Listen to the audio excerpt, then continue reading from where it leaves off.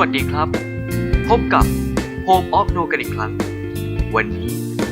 จะมีเรื่องราวอะไรมานำเสนอตามมาดูกันเลยครับ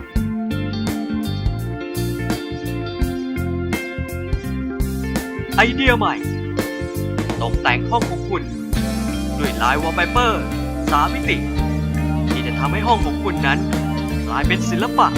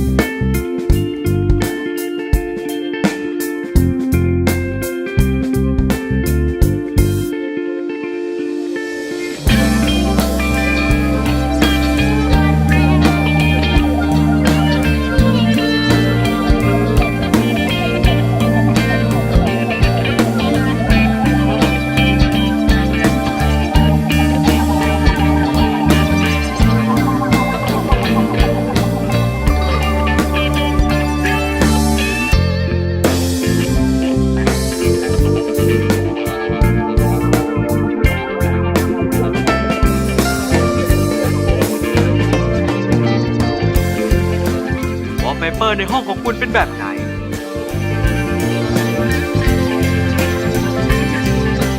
จะอยู่ท่ามกลางธรรมชาติ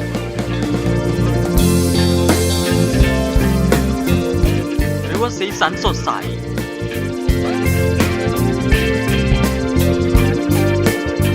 อาจจะทำลวดลายเป็นผนังโน้ตเพลง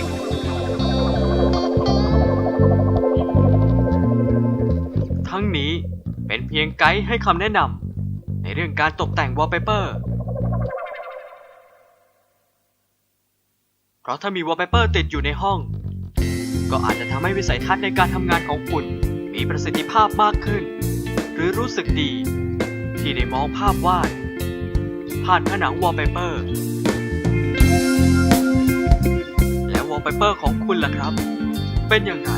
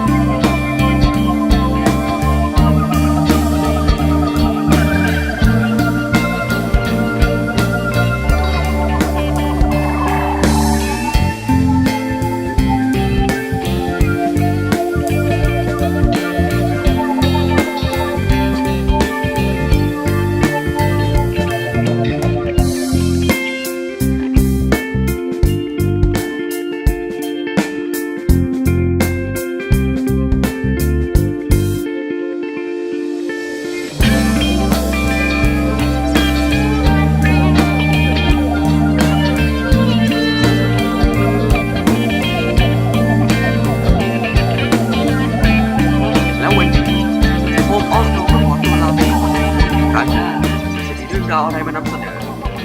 โปรดติดตามด้วยนะครับ